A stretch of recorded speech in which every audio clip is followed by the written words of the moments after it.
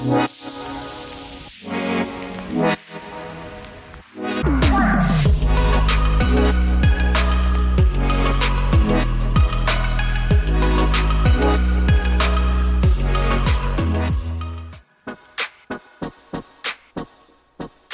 thing up. Hello, everyone. Are we live? Our famous question. Gotta start out with that one.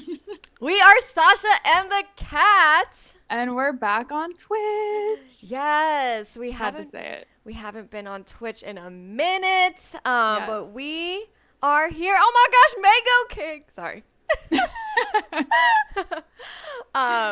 We had switched over to YouTube. As a trial. And Twitch, you got us back. We are here with a new overlay. Also, look at us. Yes, we've updated our branding. And we are now titling ourselves a video podcast. Yes. And we're also now Level Up with Sasha and the cat, which we kind of like hinted at it, but so that people could be a little bit more like, oh, I'm here for my business. Right. And maybe for Sasha and the cat too. Yes. But yes, we really like hashed out some crazy branding stuff this past week. So oh wait, I'm too far. We are going to come out with some new stuff and just more consistently branded stuff. So And resources eventually and things for everyone. But we Yes. do now have a Facebook page, which is Level Up, and we have a Facebook group that's private in case you want to share any ideas or get free advice about your business. We also have our Instagram, which is Sasha and the Cat. And we have the YouTube videos that we have been recording on our YouTube channel. So if you guys wanted to see that, you can head over there too. But otherwise, we'll be here every Monday at 12. Maybe more than that, actually. Now that we're kind of used to this, we're like, oh, okay, it's not that bad. We kind of missed it. It's pretty easy. It's like you just go live. Yeah, and then like on YouTube, it was kind of hard for people to chat in. Maybe just the culture wasn't there. But like, I don't know. When we had a business feature. We're gonna have another business feature next week, so that's kind of interesting. Mm-hmm. But I don't know. I'm excited to be back on Twitch. Yes. So as always, we encourage you to join the conversation by commenting or chatting. We'll probably wait until the end to look at the comments and the questions. Yeah. Just to kind of be more mindful of the timing. Uh-oh. Maybe a little over. Did I lose Sasha? No, we didn't. Okay. Sorry. And we have a few articles that we wanted to share. Well, today's topic is types of clients. So we've been trying to have a little bit more of a topic that we really go into. But then each time, but then each podcast we're able to answer questions if you have questions about your biz too. Yeah, so this, I guess this talk is a little more geared towards like freelancers or people that are dealing a little bit more directly with clients. But I guess it could also umbrella like customers. Yeah, like as I was reading stuff, I was like, I've seen all these people in Whole Foods when I was bagging. It's true. And it's also like, there was someone, I saw a video the other day of like this lady that was the Karen that was putting up the craziest fight for like $2 McDonald's fries. Like you see her standing at the drive-thru in this video, just like, I demand to see your manager, and she's like holding these fries. Oh my gosh! It's just like, whoa, lady, whoa. That is so funny. I have this one time I ate at a restaurant with my grandparents, and it was like a family outing, and our waitress was awful. Like, didn't get us our drinks or appetizers. Everything was cooked wrong. Like, there were like 6 different like mess ups.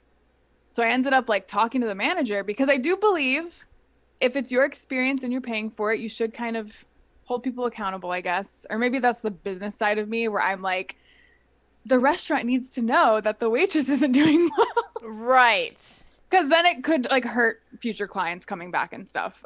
See, but that doesn't But have my a grandparents deadline. swear that she got fired after that. Like they're like, we've never seen her ever since you talked about it. I Well, was I like, feel like it's like that's such an expendable position yeah, that if you say something bad, I mean, that could just be the end.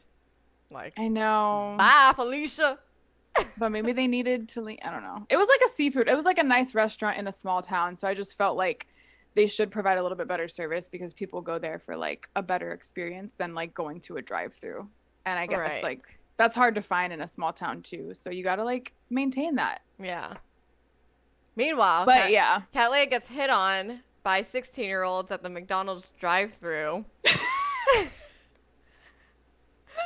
And I'm literally like, dude, I'm way too old for you. And he's like, no, you're not. What are you, a senior in high school? I was like, wow, thanks. But no thanks. I have the same story and I feel like I've told you it before. Yes, I think I shared it with you when you told me that story. We're just like, But it was the what? same thing where they're just like they try to like guess your age. And in your head you're just like, "Oh, they have no clue." Yeah, and they think we're like lying. Like they think we're trying to be cool, and it's like we're not trying to be cool. This is like I borderline know. statutory rape here. Yeah. um, yes. You know, also we're back on Twitch, but before Twitch, we didn't have our cool new setups.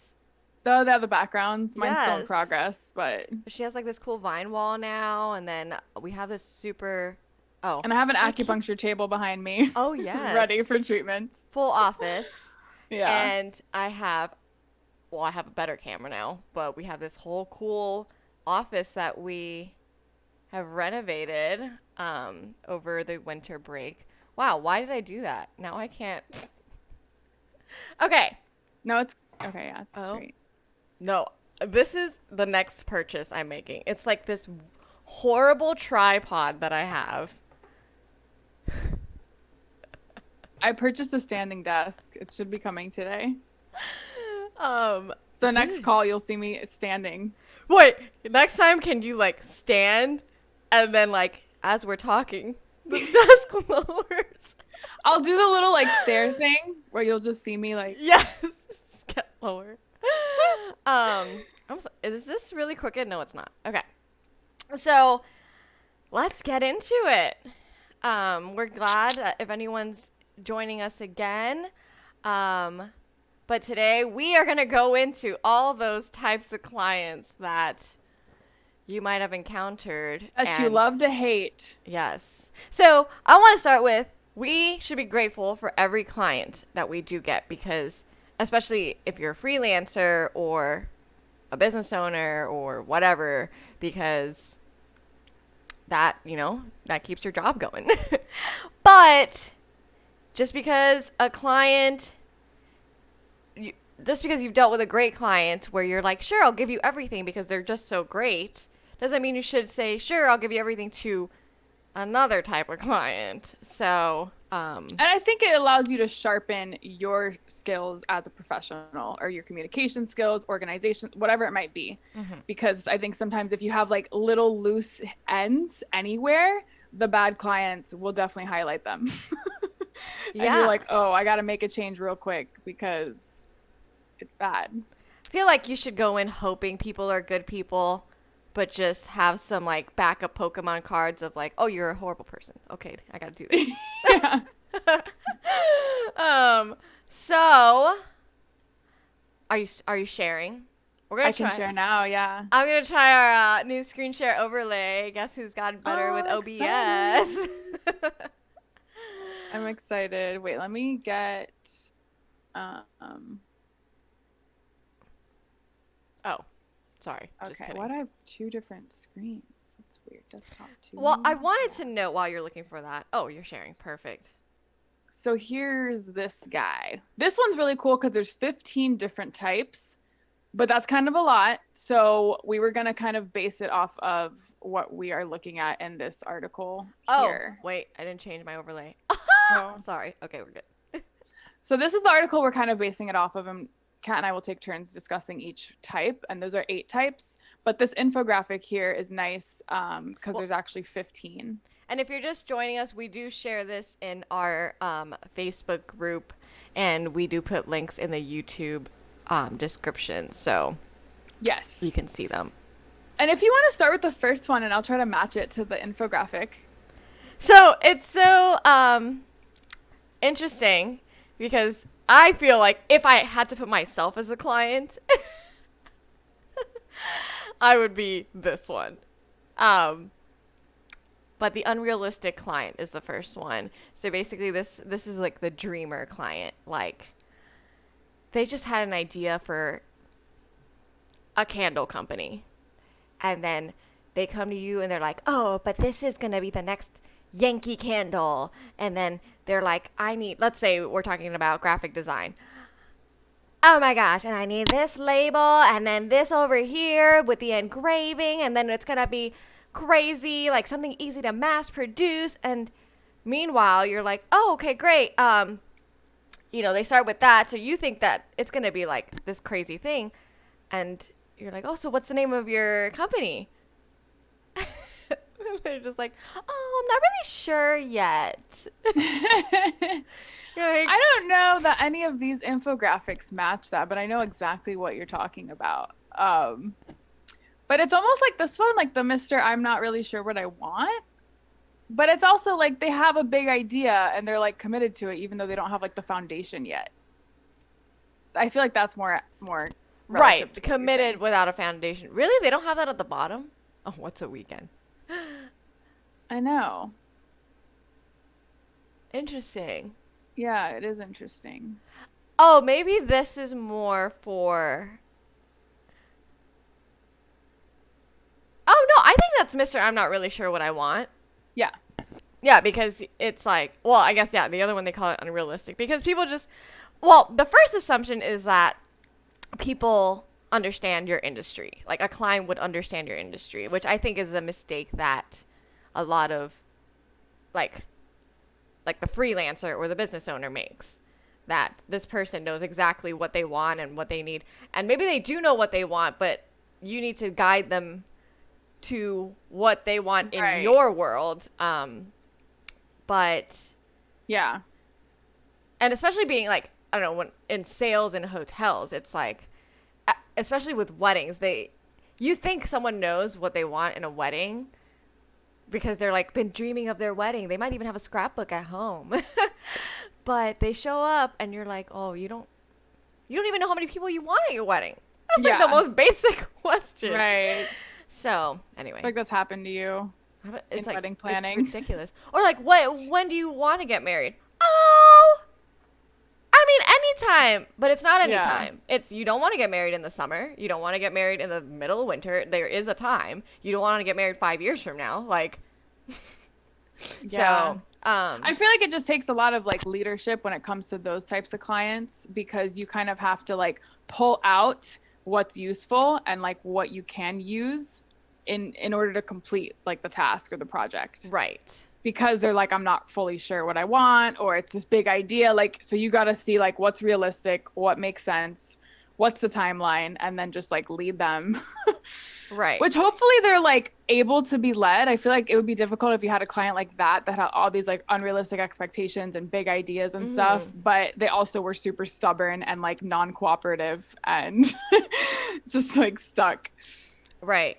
I think it's important to, I mean, even if you don't label it into one of these 15 or one of the 8 of the other one, it's just to recognize it from the beginning and already know your game Right. plan. Because one of the important things is, like, for example, that one, for the unrealistic one, is you have to start with some kind of map. Mm-hmm. And, like, timeline is, I think, important too, but map meaning, like, this happens, then this happens, then this happens. Yeah. Because then you won't be on the same page. But sometimes people don't notice that and they just start talking to the client. They're so excited that they're working together and da da da. And then halfway through the project, you're like, this is like not possible. Like your Yeah. dream is too big, or I'm not responsible for your dream. I think Sasha knows about. Ending I up think starting with with a logo or something and then ending up as a business partner. yeah. I think a lot of clients fall into that trap where they also assign you to do one thing and then they're like, oh, but also this, this, and this, and this, which I'm sure they'll talk about elsewhere in the article. But I think like the pro and con of this type of client where they have like this unrealistic expectation or this big idea is that they are passionate. So they're definitely invested and like more entrepreneurial probably than others.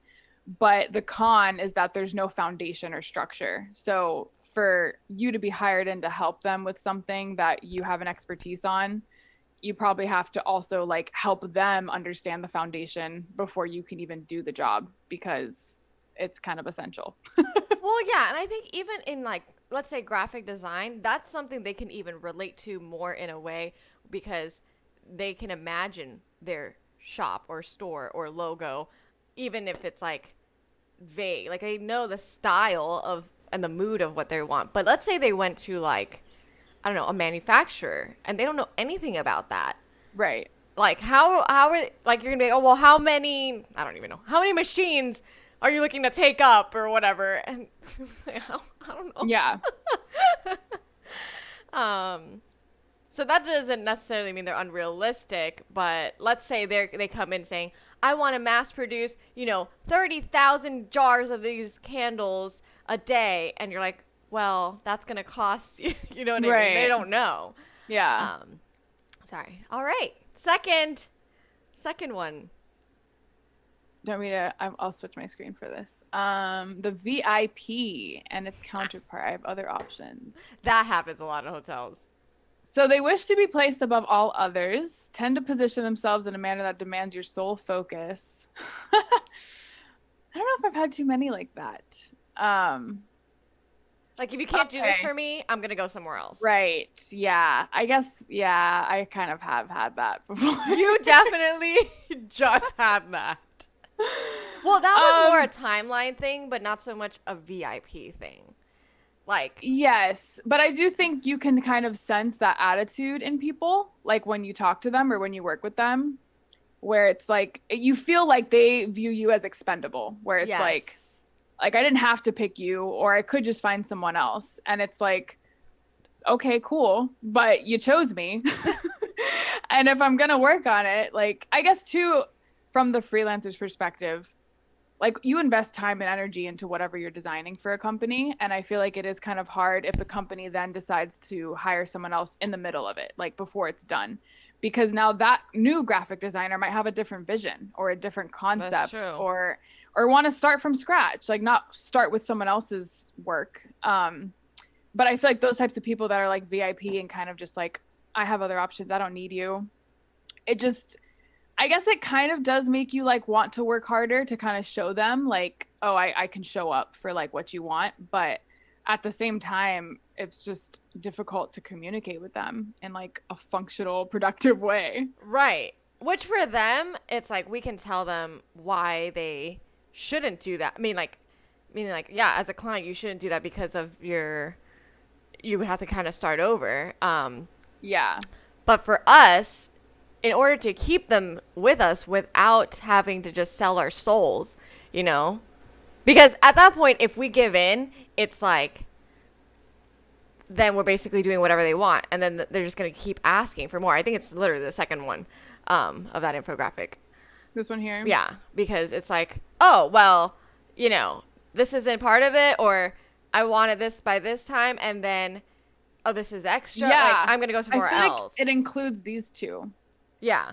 Because there is that sense of like, if it's not done in time, they could just find someone else or whatever. Right. Which, whatever. If they find someone else, it's probably better for you Yeah. as the freelancer because it was just going to be more difficult going forward. And to think that it's not going to be more difficult is wrong. Or unless you set your boundaries from the beginning and you're just reiterating your boundaries again. Yeah, or I think what might be helpful too is with that type of client to where they like that you feel like they could just find someone else. It might be good to try to have like a conversation with them where you're trying to show more of like this is a collaboration. Like I'm collaborating with you on this project or on this task. So like what is your full vision? Like Mm-hmm. and then talk about yours, or maybe just other work you've done in the past that like fits in with what they're looking for. That way they see that it's like a partnership. It's not like you're below them. Like just because you were hired by them doesn't mean that you're under them. Like you have a separate expertise. So you're technically just collaborating with them on something. And I feel like that could help them kind of like drop down their ego, because I think it's mostly just ego. Um, so that you can actually like get it done. I feel like that's what bothers me with these types of clients that we're going to go through is it's just like all that just gets in the way of getting it done. Like just stop. Yeah, and maybe it's something as simple as I almost feel like this type of client, the VIP status one, is like the love language type of client that maybe you're just not speaking the same love language. Like maybe you're the type of person that just doesn't communicate with them till you send the next draft, you know?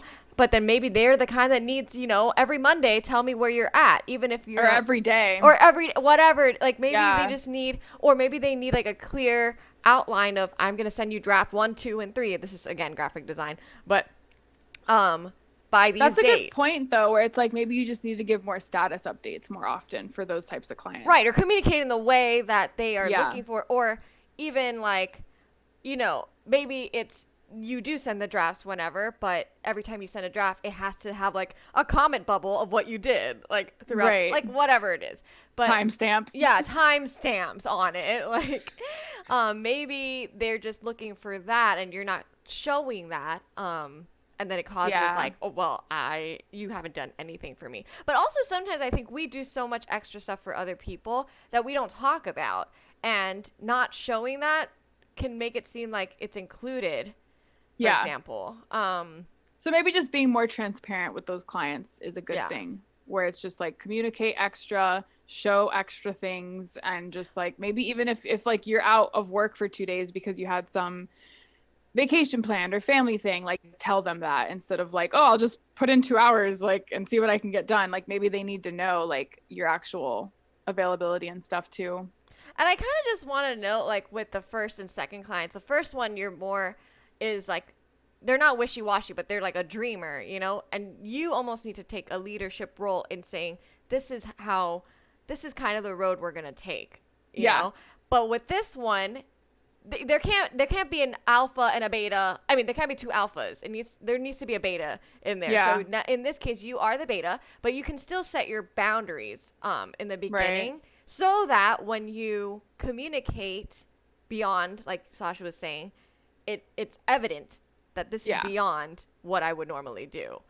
Yeah. Or I think also just trying to find a way to level the playing field so that like, not that you both are alphas, but like it's separate compartments. Like they are great and alpha at their company and their business and their vision, but you are for graphic design, especially if the client has like no understanding of graphic design. And I've had that happen to me where I had a client that you could tell was very alpha and very like about what he wanted and stuff, but it actually didn't make sense. Like when he described it and when he explained it, it actually didn't make sense in the context of design or in the context of making a website. And I feel like once I explained all of that to him in a way that he could understand, he then dropped his like ego a little bit. And then the beta. Right. The conversation was now like a partnership, which is what it should be. And I think it helped a lot just because it was like, okay, you know what you're doing and I know what I'm doing. Let's find a way to like do that together. So, right. What's the third one? The third one is me. Sorry. Oh, like you. Oh, no, I just mean, I was going to say it. Yeah. No, I was the first one. I am the dreamer. Okay. I feel like when I go to people, I'm just like, okay, then I feel like. I'm going to see which one I am. I feel like maybe you'll be able to guess. You're a factual, I feel like. Definitely not number 2. But number 3. And I do want to say, like, these are all types of clients, which is also just a type of human in the context of being a customer or a client. So we all are one of these. So we're not bashing anyone. We're not like pointing anyone out or anything, because I think all of us have probably been one of these at some point in our lives. So, yes. So the micromanager is the next one. And I feel like I've dealt with that a lot just because Um, The micromanager. the one that's always like, "Hey, hi, where are we? What's up? What's up next?" Can you switch back to sorry, I texted you. I saw, but I was gonna match the Oh, infographic to gotcha. what you're talking about. Um, so the micromanager is the one that's like literally messaging you like every day, or just like where are we at on this project, or the in the article it's like I texted you last night and haven't heard back. I think Wow, it's this one. I There's can't with those people. Yeah, I couldn't either. That would be really, really rough. I think I would probably just quit. I don't even think I'd be able to stick with it. It's interesting though because I wonder like how you become like that. Like if you were the client, Yeah. like are you I just feel like like that it's on this everything? one where it's like, won't this take 5 minutes? Because there's like this sense of urgency, and that's why they also like stay on top of you the whole time. Um, I don't know if it fits any other ones. Oh wait, the lurker. I think there's a lurker on the bottom. Hold on. What is that one? Disappearing for Oh no, weeks that's or months different. at a time. Um, Well, then bombarding with requests. I feel like the bombarding with the request part is like super crazy, but I feel it could like also this. be the Mr. Everything's an emergency, where there's just like a Yes. sense of No, I think that's the urgency. one. I mean, Yeah. it's obviously a little different. Firm, firm belief that he is the only client you could possibly have and therefore is deserving of 100% of your Yes, time. that's the micromanager. I think. So it says here, establish clear timetables and meet all deadlines so you can show the client everything is on track. Remind them that you do have other clients. I think what I would say is just to establish boundaries with those ones. Or like, even if you are speaking to them a lot about all the tasks and all the different managing of things, it should be like through email only, or every day at 5, you send them an update of whatever you worked on. I feel like Yeah. that would be helpful. Um, I feel like a lot of these people, anytime that you're dealing with like an alpha person, oh, I meant like, sorry, I meant Like, like stop stop share. sharing because we've been in the corner the whole time. What? Like, because we just live in a corner the whole Do you want me time. to stop sharing? Is that what you're saying? Like, yeah, just go back and forth. Like, when we're, I didn't know what you meant by back yes. and forth. I was like, Sorry. what is she talking about? Sorry, but like sharing, not sharing. You know, I can't multitask. I was like, Technical difficulties. sorry. That's Um, I wonder if that's one of the difficult clients. It's just the ones that are Just like, what are you saying? That's definitely probably one of the clients. That's probably me. That's me, the first one.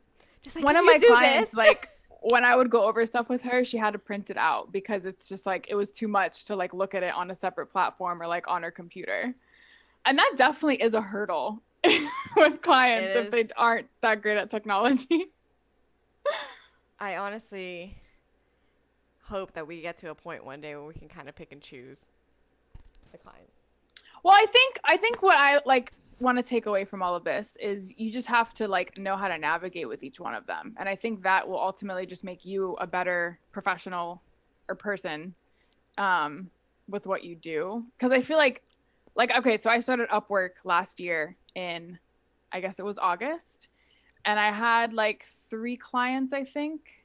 Um and they were all so different. Like none of them were really alike. Maybe like a couple qualities, but that's it. And they were all difficult. And I was just like, is it just me? Like, am I just getting difficult clients, or is this just like how it is? Hmm. And so actually, I started following this Instagram called Designers Humor, which we wanted to mention to you guys, because every meme that they post is relevant to like everything I went through with all these clients. And I was like, oh, so it's normal. It's not me. But it's yeah. So I feel like with each client I had that was difficult, I just found different ways of like fine tuning how I worked with people. Because again, like if there's any hole in like how organized you are or how good your communication is or bad your communication is, like that bad client will find it and it'll be highlighted. So now you gotta tighten up so Yeah. that it doesn't happen again. But yeah, so I feel like that's key, especially with the micromanagers where it's just like you have to have boundaries, but also just know how to navigate someone like that, where like I don't know, like I would not want someone texting me all the time, being like, "Hey, is this done? What's the status?" Da da da Right. da. I Which would is literally a just be thing like, right from the "Email me." which is right from the beginning, which is something you might do that's a step beyond, because I feel like this happens a lot. Some people offer their cell phone number Yeah. as a step beyond relationship, and like, look at how much I'm catering to you. And then Mm-hmm. people will just attack on that. And sometimes, I mean, nowadays they even put it on your business card. Like if you work like at the hotel, Right. it's like on your business card. So they will use it, and it's your cell phone is your work phone, whatever. But you need to be like, for anything urgent, the day of, for example, it's the day of the event, then you can call me. Yeah. But other than That's that, why I like the Upwork platform, is because you can like message and do everything like through that platform, so they don't like have to have your number. And I feel like because of that, there's already a boundary established in their yes, mind where they're not going to just message you for something random. Like they're only going to go on Upwork to message their freelancer if it's pertaining to something specific, hopefully. right. Um, but the other one we have here is the urgent client. And that's the one, I guess this kind of relates to the micromanager in my mind, or maybe the previous before that. But they just have that sense of urgency the whole time where they're just like, this should only take 5 minutes. And there is an infographic one for that. Yeah, go for it. But they basically just hound you about how long you're taking on everything, even if it's not long at all. And they are this human here. Won't this take 5 minutes? Which This I is so think is a little condescending. different than the micromanager. The micromanager can be nice True. and True. and they just are needy. But I Yeah. think you had the micromanager Yeah. longer project. But I don't Yeah. think that they were exactly, won't this take 5 minutes? Right. Right. Yeah. I feel like I had another one that was a little bit like that. Yeah. Yeah. They're difficult too. This person is clearly detached from reality. Oh my God, I love that. And anyone who has been a client of ours, I just want to like put this out there in case they end up watching this. We're not crap talking clients, okay? This is not trying to be like, you all suck. It's just, how do we navigate our relationship is the Yeah. main thing that I think is important. And in I feel like general. for these people that are like more urgent, I think they're probably ones that you want to increase communication with so that they know you're working on it. Like that way their anxiety is eased. I feel like these are just anxious people. So they're just like, when's it gonna be done? I want it now. They're probably also the type of people that aren't gonna like it once it's done. Like they're probably those kinds too.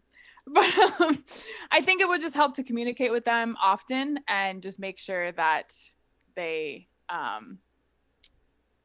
I don't know, feel at ease. I think the ultimate goal would just be to feel at ease.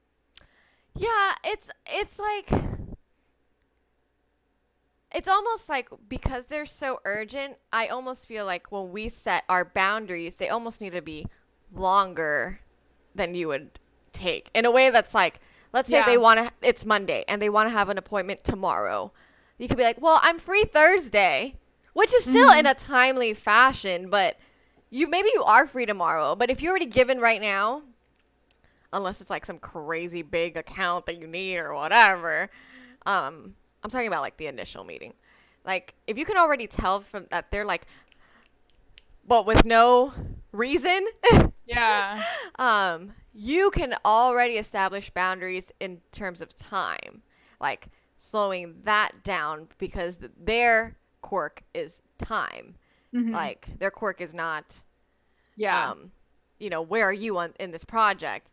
So, I mean, Providing a and timeline would be really helpful. I think a timeline is helpful, and maybe they do have a reason.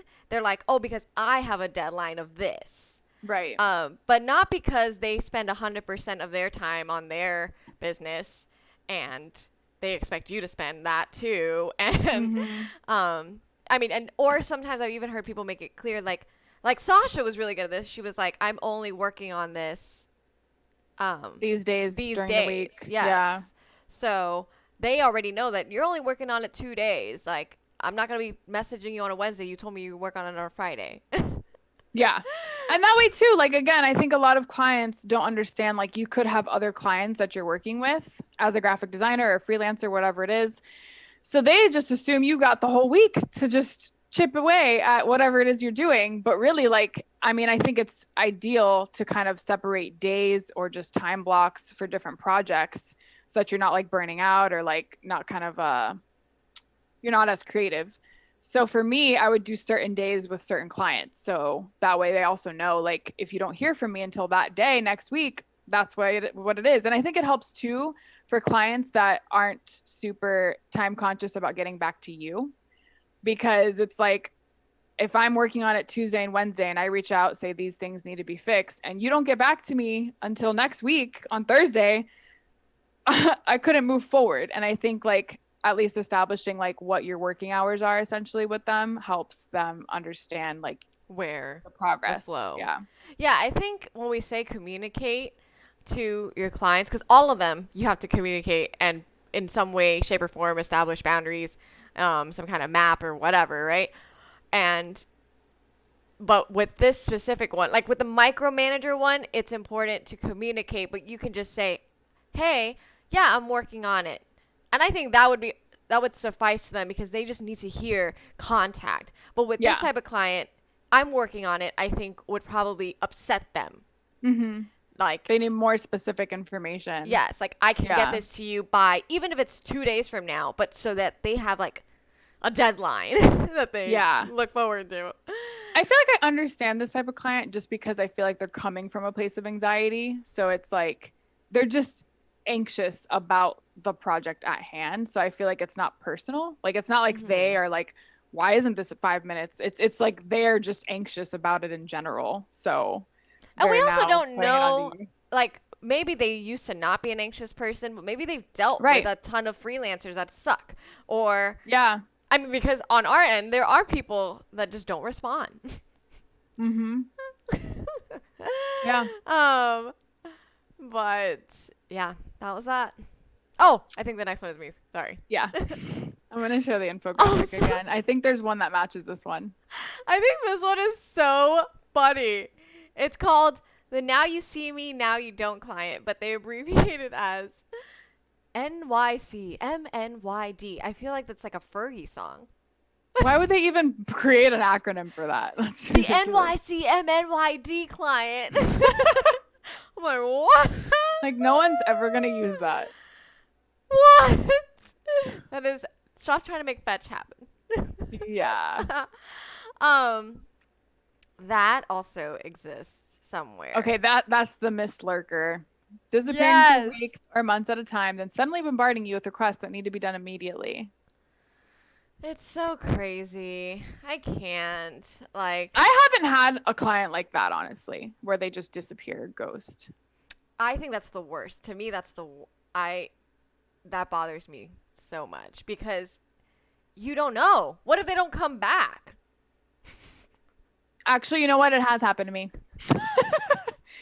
Yeah, I was working on a website and Oh yeah. they they ghosted me for like 2 months. And I reached out twice within that 2 month period because I was like, okay, I have other clients too, or like I was transitioning. So I wanted to see like I wanted to still make time for them because I had already started something with them. I didn't want to like just stop. Um, but they never responded for like two different types of communication that I tried. And then they finally got back to me. Oh my gosh, this is so funny. They finally got back to me and they were like, yeah, we need it done next week. That's And I was right. like, I haven't heard from you in 2 months and now you want it done next week. Like, I can't do that because I now have other clients and another job. So your time slot, and I wrote back and I told them their time slot was going to be next week on a Thursday or something like that. And they were just like, oh, that's not soon enough. So we might have to just find someone else. And I was like, okay, like, because I guess personally, I was just like, that's like more work for them, or like in the time frame it's going to take you to hire someone else. And I then, probably could have already done it on Thursday. Like, you're not going to hire someone and have them finish it by the next day that I could have worked on it. or at least not for a decent amount of price. Like, it would be astronomical. Like, if you're gonna tell me to drop everything this weekend to make your website, For a new project for someone else, yeah. Yeah, I'm charging you a ton. Yeah. So I guess whenever they like threatened that, I felt like it was very like I just didn't respect that at all. So I Yeah. was just like, yes, please hire someone else at this point. But yeah, that client had a lot of these qualities of different clients. It was like 5 clients in one. It's so funny because it may seem like a lost client, but that would have been such a pain. That week for you would have been kind of, even though Thursday seems like far away, it's not the only thing you were doing. Like, No. so honestly, at that point, that was And that probably was better for me. you. But That was me legitimately like trying to find the soonest available date that I could that work on their wasn't, yeah, stuff. you weren't trying to like be Yeah. like, I calm mean, down. granted, I was still like giving myself the weekend off because I was like, I tried reaching out to you guys twice so that I could do this ahead of time because I knew, especially like the time frame that they finally responded to me in was like the most busy time frame I had for this new job that I had started. So it was like, but I was still going to make time for them. You know what I mean? Like I was still going to make sure that I would work on it and finish it. And I told them what was left and all that was needed, and it wasn't going to take too long. They even asked me like how many hours it might take, and I told them that, but they were just like, no, that's not soon enough. And I was just like, okay. Like I don't know if they expected me to be like, oh, then I'll do it tomorrow or what. But I was like, you're just, I mean, I guess I do think if clients are listening to this or business owners that are hiring freelancers, I think that when you hire a freelancer, it is a partnership. And I think like if you like view it from that level, hopefully you'll be a little nicer to them and a little more forgiving. I don't know. Because I think as a freelancer too, like you genuinely care about completing these projects and like Right. You wouldn't have taken you it. yeah, and Yeah. you're like interested in it. Like it's fun for you and enjoyable. And part of me wanted to finish the website. Like I was almost there. But at the same time, like I'm not going to deal with a client that isn't the nicest.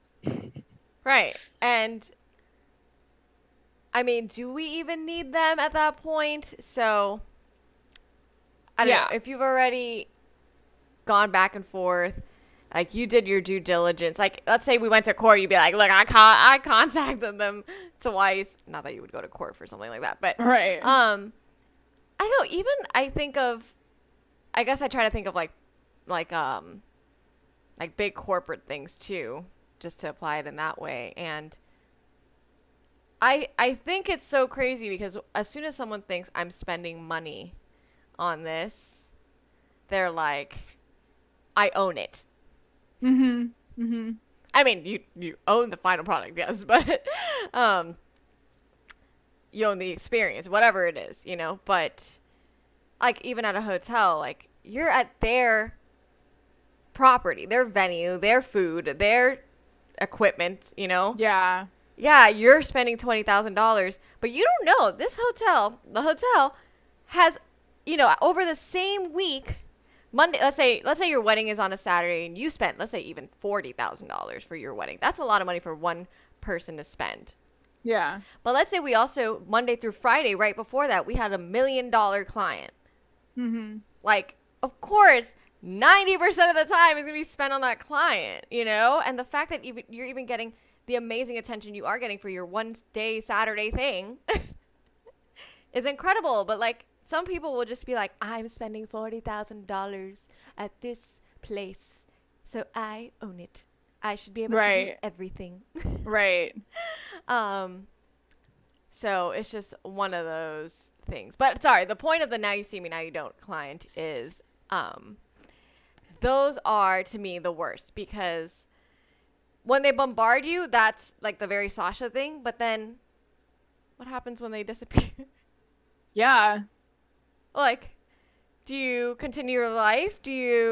I think that's one of the most important things to say to all clients is the, like in the fine print somewhere. I don't have this, but I think in time I feel like I should because, I mean, even one of the logos that I've been working on Right. I was going to ask you disappeared. about that. I know. I was thinking that too. I made all the drafts, disappeared. And I was like, hello. So at the hotel, we would have like, if your invoice is out and you don't pay in this amount of time, this much interest is added on. So you start owing Right. more money. So, and in a hotel, in a corporate setting, it's much easier to be blacklisted. Like if you don't pay, like we've had someone at the hotel that had an outstanding invoice of like $10,000, and we blacklisted them. Meaning, if they go to other venues and places, they'll see that they're blacklisted.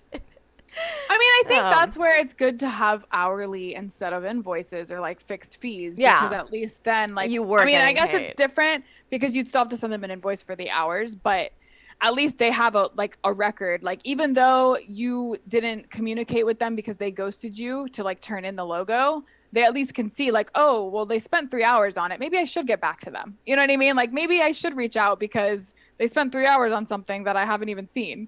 So I feel like it also helps just to have the hourly thing. I feel like graphic designers often go through that where it's like, should I have a fixed price or should I have an hourly price? But at least with the Right. hourly price, you have like a chance at like pulling them back in if they are like a disappearer. Well, I wish like I think also another option in that realm, even if it's hourly, is there's an upfront deposit, Yeah. which Yeah. is helpful because if Hmm. you do ghost me, which also you're less likely to ghost because you already invested money. But Right, right. Because I feel like for a lot of people, they're just busy. Like I don't feel like it's a personal thing.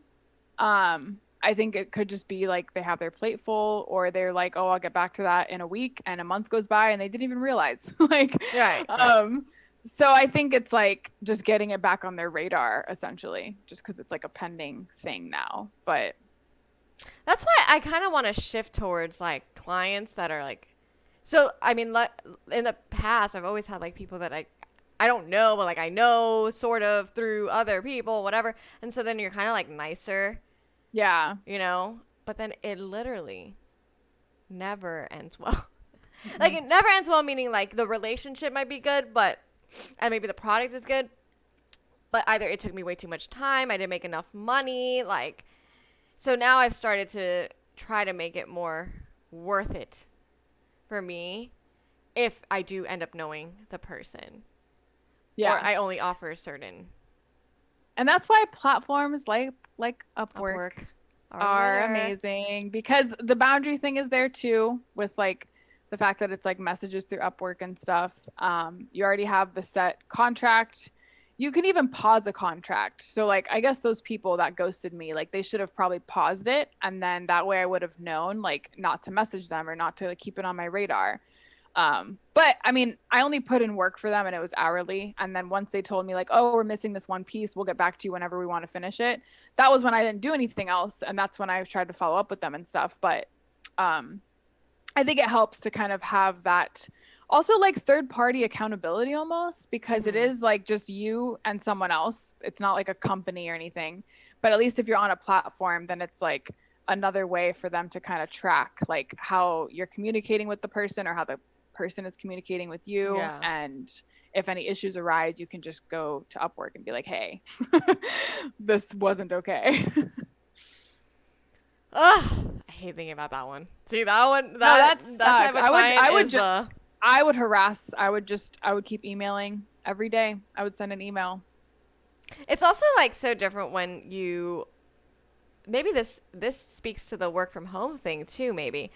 But when if I would have clients that I knew or sort of knew whatever, but I worked at a place and they also work there, or at least I would run into them, I feel like they would, not really ghost because they're gonna run into me. But Yeah. now that it's all remote, I could never see them. Yeah. I know. And it's like not on the radar anymore. Crazy. Okay, number 6, go. The yes, no, maybe client. So these are the ones that never know what they want, which is a lot of clients. You Yeah. definitely, man. I feel like that one client you had was like 4 of these. Dude, all the clients I had were like so many different bad clients in one. It was crazy. I was just like, what is my luck with this? And the reason I say this to whoever's watching is I literally Googled, like when I had my first bad client, I Googled like types of bad clients. Cause she was like, "Is this just me?" Like, Like she was questioning if she was just not dealing with it. Yeah, Like, like maybe yeah. I wasn't communicating well, or Yeah. maybe my price was too low, or like I don't know what was going on, but it was to the point where I Googled it because it was so weird. And I found an article that was about bad clients. And I was like, oh, I guess it's a normal thing because I've had all of these in a month. Um, but yeah, so this one is the one that basically can't make up their mind. Um, it kind of says like the fix for this is just that they need a gentle but firm hand steering and them in the right direction. Which I guess when I've had a client or a couple clients that were under this category, to me these are the worst because I feel Really? like they're the most common. Oh, you hate wishy-washy. I hate You hate wishy-washy. wishy-washy. But yeah, they And are I common. get it. Like being an entrepreneur, I get it because I feel like you want it to be perfect or you want it to like match your vision, but you're also like probably passionate about it, so your vision might change based on like how you feel. So I mean I understand, but at the same time, I feel like once you're ready to hire someone to do something, you got to know what you want. Like you have to know what you want. Otherwise, you shouldn't hire someone. Like I just Or or at least be able to articulate maybe the top vision. 4 things about Yeah. it. Yeah. But then also trust the person you're hiring to be able to run with that vision and like trust their skill set And also because trust that if you don't have a vision that you can articulate, they may run it in a different direction. yeah, Yeah. because literally I had a client where I was making something for them, designing something, and I proposed the design to them and they didn't like it at all. I mean, they like were just like no way. And I thought it was so pretty. I was so proud of it. I took my time with it. I loved how it looked. I even like showed people like how awesome it looked and they were like, "Oh my God, that's amazing." And then she was like, "Nope, I don't like it at all." So I had to redo the whole thing. But at that point, I was just like, okay, what do you want it to look like? Like, what do you envision? What colors do you want? What type of fonts? Like, then we got back to the bare bones of just like what it should look like.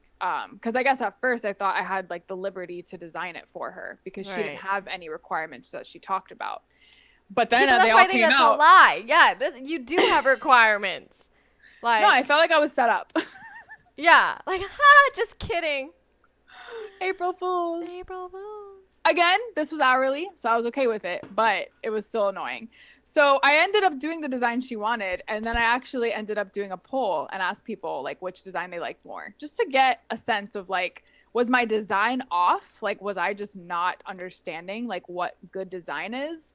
Or is it just that she has a very different perspective and like I need to match that because she's my client? So everyone liked the one I had originally made. So it made me feel a little better. Like it validated my skills, but that was when I knew this was going to be a long ride. Well, yeah, I think that was a learning curve for us too, where it's a little bit of what we want, but really it's what they want, even if we think it's stupid. Oh, yeah. And I think ultimately you should do what the client wants, and that's like a win in itself. But it is difficult when they don't know what they want and they don't know that they don't know what they want. Right. I mean, it's ridiculous. Like, we've even had like people at wedding or like looking for their weddings, and they're like, we want to bring in imported, like almost like prosciutto type ham from Spain with like this special cutting thing, and we're like, well, it's gonna be at least $500 to even just bring that in. Then you're gonna have to pay all of this to just bring outside food in, like allowing outside food, and then you have to pay like this much per person, like. But Yeah. they'd be willing to do it, and you're like, well, we think it's stupid, but if you Right. want to do it, well, I mean, go for it, you know? I know. So, I mean, yeah, I've turned in like final things, and then I'm like, that ain't that cute, but if you love it. Well, and also, I mean, with the same person, I mean, I can't tell you how many times I had to change things, like on multiple different things I was making. Like, I I think mean, that's it where I was think unbelievable. even with hourly, that's where I think it should still be some kind of roadmap of, it generally takes about this many revisions, just so they have an idea of like how many really, like, because to a person, oh no, let's keep changing. Like, we can change forever. Like, we can make changes forever. But Yeah. there's a certain point where it's like, this is kind of the thing. Well, I had gone to Kat whenever I had these issues because I was just like, what do I do? and working from home. I don't have a coworker, so Kat's my coworker, and she was like, just label it final. Like label whatever you send her like final. That way she knows like this is it. Or, you know, revision 1, revision 2. That way they see like we're on revision 6. Like, come on now. And I think those things helped a lot. And I think I tried so many strategies though with this woman. I mean, I tried deadlines. Like I set deadlines for myself and for her just to show like by this date, we're not looking at this again. Like it has to be done. It has to be final because there were a bunch of other things we needed to do. So I was just like, okay, this date, this is done. We're not going back there. So that way we can actually finish this on time. And that didn't help. Should have, but didn't. And I feel like the final revision thing didn't help either. I mean, it was bad. It was definitely like a very severe case of this. I'm sure there's a spectrum of people that are like, yes, no, maybes. This was like, which is the only thing that I feel like the hourly doesn't play into. Like when you have that client and an hourly, it can go on forever. Because yeah, which I was thankful for because at least you got paid. But still, at the same time, you're like, what are we doing on this project? Like, yeah, what are we doing? Like, well, I guess I don't necessarily mind unless I had like a bunch of other people lined up, then that would have bothered me. And at this point, I did have like another job, so it was kind of getting in the way of that. And I communicated that to the client just because it was like, I'm not going to be able to spend as much time as you need. And now we're at the finish line and we're not even done with part 1. Yeah. Like when we should have been done with all of it now. Like, and it was just a difficult space to navigate because I almost felt like I was a business partner instead of just a designer to this client because they were so wishy-washy that I almost had to help them steer in the right direction, like a little too much. So I think these types of clients are definitely my least favorite. Like, oh, definitely. Sure. It even says they need a gentle but firm hand, which is different from the dreamer in the beginning. The dreamer in the beginning just needs some kind of roadmap. Right. They just need to come back down to the earth. Yeah. But this one needs a pull, like... yeah. It is, it even says, don't be afraid to say no to last minute reversals that don't make sense. Yeah. I had to learn to say no, which I think was very, very hard because it's just a weird thing to do. But it got to the point where it was just like, I've edited this thing that the client wasn't even going to use. And she kept wanting it edited. And I was just like, but like, the period after the numbering in a list. She wanted that removed. But no parentheses, no dash, just like a 1 space. Which in certain design contexts, it could look okay. But this was just a list. It was just a regular, there was nothing. On a plain color. And it was, yeah. So, I mean, yeah, it was very difficult. We can move on to the next one because now I'm just getting pissed. I think I actually I know, that's how I felt about number 4. I was like, I can't. I'm actually going to go to number 8, and if you could do number 7 after, because I feel like number 8 kind of ties in. And I want to do this quickly because I really just want to also kind of talk about how to say no really fast before we end. But the grasshopper is kind of similar to the one that we just talked about, the yes, no, maybe. Because they just have all these like jumpy ideas and they're like, oh, maybe like we could do this, or oh no, but now can we like now also work on this, or like, oh no, what if we go this way, which is kind of similar to the first one, but they almost have too many ideas rather than uncertainty.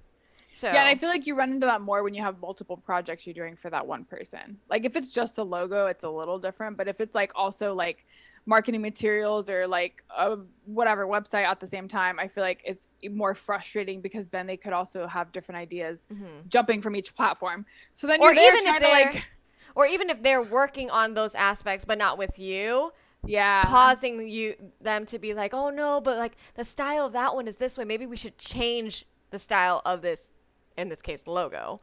So then you're like, I just made this whole thing. Yeah. Or like we've been working on this whole thing and all of a sudden you introduce a freaking new random concept here. Yeah. And that one, I think, to me, the grasshopper is a little bit easier because you're just honing them in. almost like the dreamer.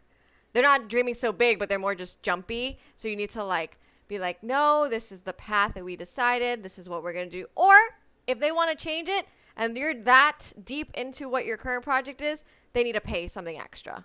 Like, Yeah. we've had, even at the hotel, we've had they had their meeting. It was shaped in a square, so like think of like a conference setting.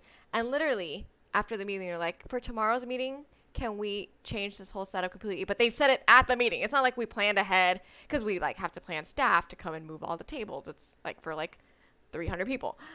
No. So that night we did it, but we charged them. Yeah. Okay, Right. we'll do this. This is a very random idea that you had, but we'll do it, and we're charging you a ton. Yeah. And I think that's helpful too when you're a freelancer also, is just don't be afraid to add verbiage surrounding that idea, because if the client needs that kind of direction or that type of like scare, I think it's worth it, because otherwise it's just so frustrating. Like the only reason I was okay with the client I had was because I was paid hourly. So I was like, at least I'm getting paid for all these changes. You know what I mean? Like she's just giving me a job for longer than I thought I would have one. But you also like to finish and like be done. So it's not always the most satisfying, but Right. the other one is the behind the times and the viral sensation clients. Oh, we've done it this way for the last 20 years. Can we keep it the same? Yeah. Or they're like, I have a bunch of ideas to make us go viral. So you gotta hone them in. Yeah.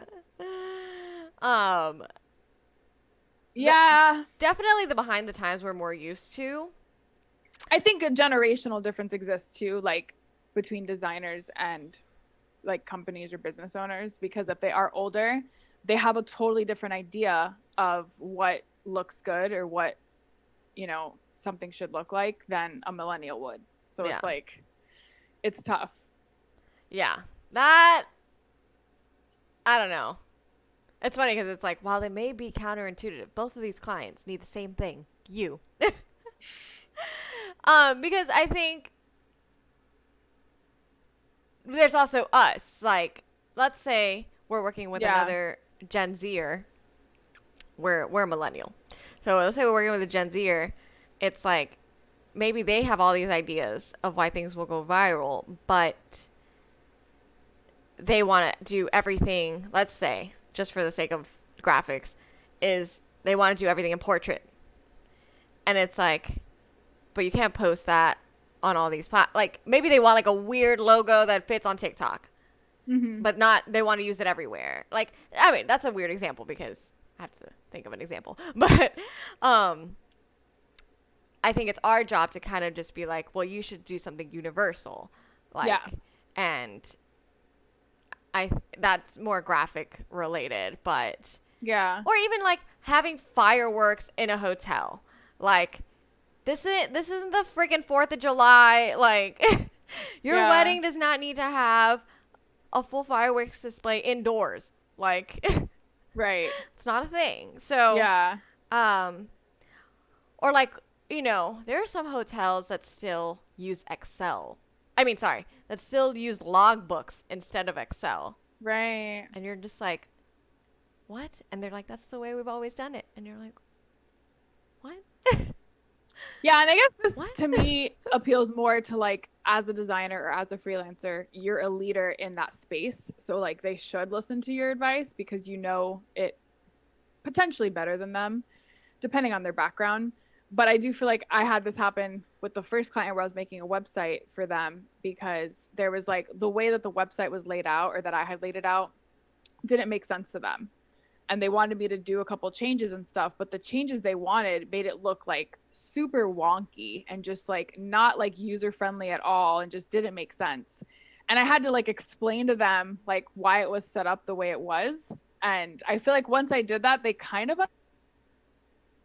generational No! difference. They cut off for us. They kind of understood, I think is what you said. Yes. Uh-huh. So the other one I had was kind of related to the design thing, where like my design initially was like very modern and like probably more millennial-ish, and then the other design was like super plain and like different. And I felt like it was also just because it was a different generation, or like the client that or the person that I was working for was older. So you kind of like, I wanted to explain like why this might be a better option, but at the same time, like what they want is what they want. Like Right. it's hard to like, pull them out of that, even though it might be best. So I think too, on that note, and also to kind of like bring it into the last part. The last part is how to say no to clients, and like saying no is okay, but there are also many ways to say no, but also kind of, still saying yes. Saying no, saying yes without saying yes, by like offering, well, first it's to communicate well. So just be honest. Like if you can't do something, say you can't do something, but usually try to have like an alternative option. Like, can I do this? I can't do this, but I can't do this. Or instead of this, I recommend this, because it's just kind of shifting more towards like what would fit into your path. And I think when Yeah. we say communicate, it's not just communicating, I can't do this and I can't do this. Know what you can do, and kind of anticipate what they're looking for, know the common questions that they would ask you as a designer, and already kind of lead with that. Like ask for colors, ask for style. If they have a sort of inspiration logo for logos, but even for weddings, if they have a Pinterest board, so that you can kind of already see the style they're going for, so you can already adjust yourself and ask the right questions, Yeah. and You already definitely have to steer them. lead. Yes. Yeah. So you can say no, and also like if this doesn't fit in with your time, this doesn't fit with if the budget is totally out of the, let's say they're like, oh, I have $50 for a logo. So you kind of have to just guide them towards like, this is kind of the normal realm, or like, well, usually a logo includes this and this, or this typically this many hours. So we're looking around this much rather than $50. And maybe they'll say, okay. So you don't have to just say no right from the beginning, like, oh, this person's going to give me $50. Or you don't have to say, yes, I'll take your $50. Right.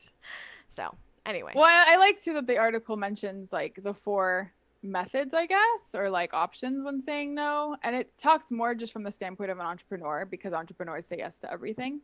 But it says to be honest. And I feel like we talked about that in terms of just being transparent with the client that you're dealing with, and just like showing them the timeline and just like giving them more information. Offering alternatives, which I think is nice too. I feel like when I had the design issue, I offered like 2 or 3 designs after that matched what she wanted, but that way I could kind of find like a middle ground between what I had done and what she wanted. And I think they like that because that's part of the collaboration of it. And then asking for clarification, obviously, and then laying out the expectations and kind of just setting those boundaries and a timeline and whatever's needed to make sure you can get to the finish line. Right. And stay sane. Yeah.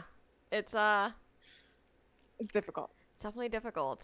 And I feel like I'm still obviously learning this. I definitely got a lot better when I was dealing with people at the hotel, which I do want to note that when you work for someone, rather than being an entrepreneur, small business owner, freelancer, whatever, it is different because you learn the answers, but the crutch is you are almost a third party. There's a third party in between you, and there's a buffer.